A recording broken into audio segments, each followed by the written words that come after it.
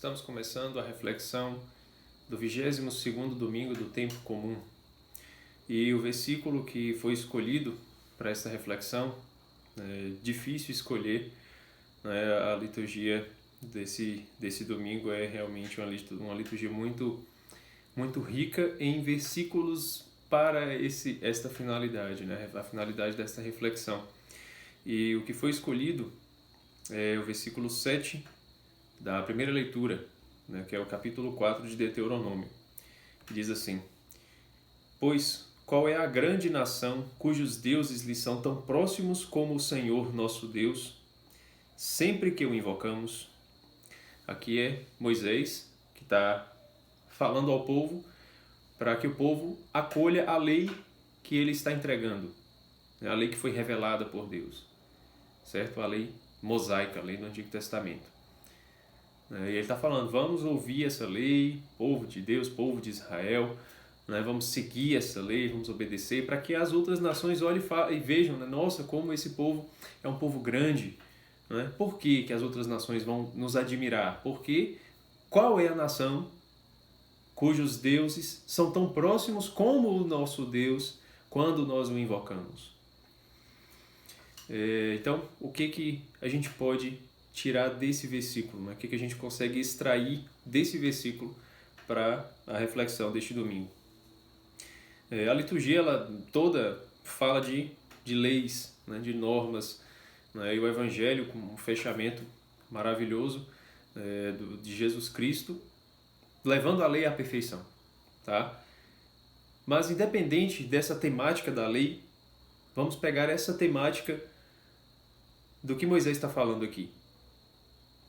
Qual é a nação, trazendo para a nossa realidade, né, século XXI, nós não temos povos pagãos, tão pagãos quanto, né, os greco-romanos, os babilônicos, os egípcios da época. Mas existe ainda uma espécie de paganismo nos tempos atuais, certo? Existe também outras culturas diferentes, certo?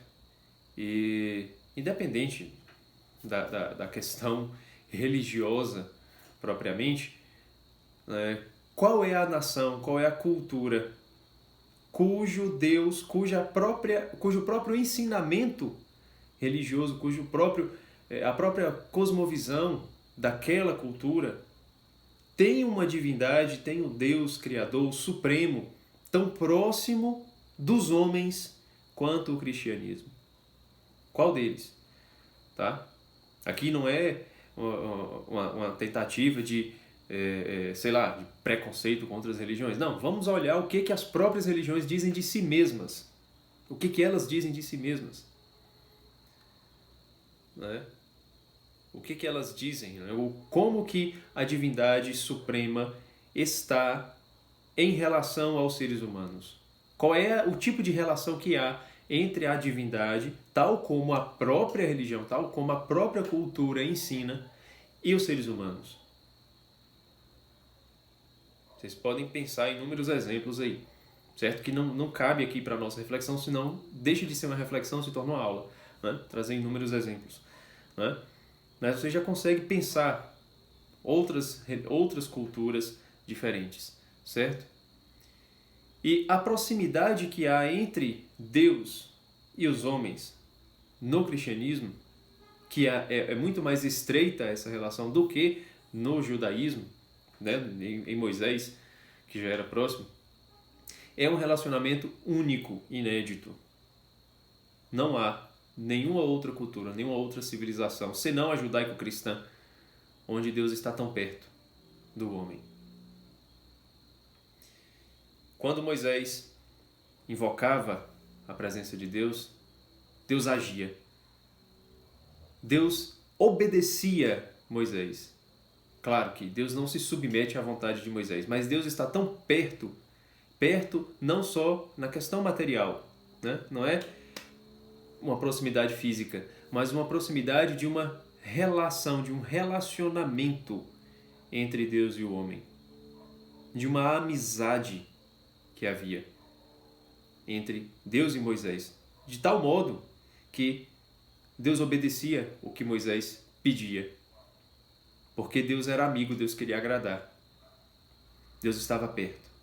Deus guiava o povo numa coluna de nuvem de dia, numa coluna de fogo de noite. Deus habitava nas tendas no Antigo Testamento. Aí o Salmo vai falar, né, da morada de Deus. Né? Deus veio habitar na terra. Como pode o que está para além do mundo material, aquilo que contém todo o mundo material em si, se reduz e é contido num ponto do mundo material? Porque uma coisa é o sagrado que está do lado externo do mundo material tocar o mundo material quando Moisés subia no monte, quando os profetas subiam no monte. Então o homem ele tenta subir e Deus desce, há uma união, né? Um pouco daquele toque de Deus e de Adão lá, de Michelangelo, né? Isso que acontece quando o homem subia no monte. Mas quando vem as tendas de Moisés, Deus, que contém o mundo material, se reduz e é contido dentro de uma tenda.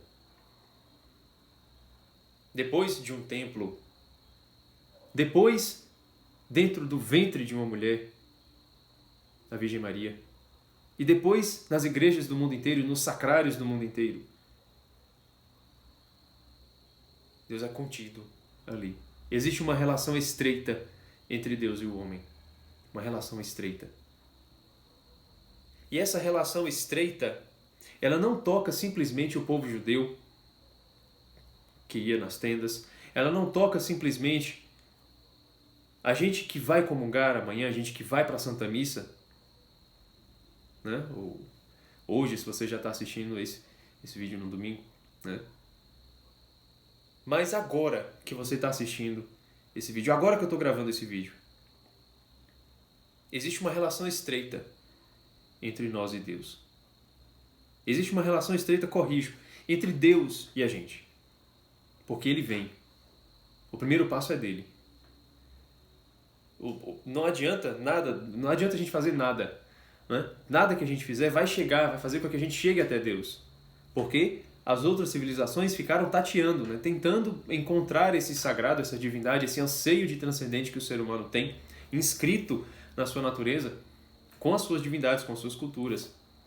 Né? E alguns outros que, não enxergando a luz que já brilha neste mundo, na atualidade, que é a luz de Cristo, procuram ainda uma luz diferente. Não é? Uma luz diferente com as suas civilizações.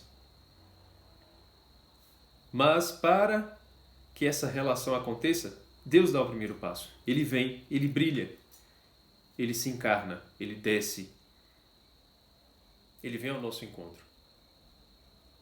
Qual grande nação cujos deuses lhe são tão próximos como o Senhor nosso Deus agora, nesse momento. Nesse momento. Deus ele vem ao nosso encontro. E se eu estou gravando esse vídeo é porque ele veio ao meu encontro. Ele veio falar comigo. Se você está assistindo esse vídeo agora, não que eu seja grande coisa, claro que não, né? Mas se a gente está falando de Deus, é porque ele veio ao nosso encontro primeiro. A gente só está correspondendo a esse passo. A gente só está correspondendo. E isso é uma verdade porque na sequência de Corpus Christi tem uma parte que diz assim: deu aos que escolheu. Deu o quê? Deu ao seu próprio corpo, seu próprio sangue. Aos que escolheu. Quem eram as pessoas que seguiam Jesus? Os mais próximos, os amigos. Eram aqueles que ele próprio escolheu. Jesus foi elegendo os seus apóstolos. Houve uma eleição. Deus que chamou. Deus que deu o primeiro passo.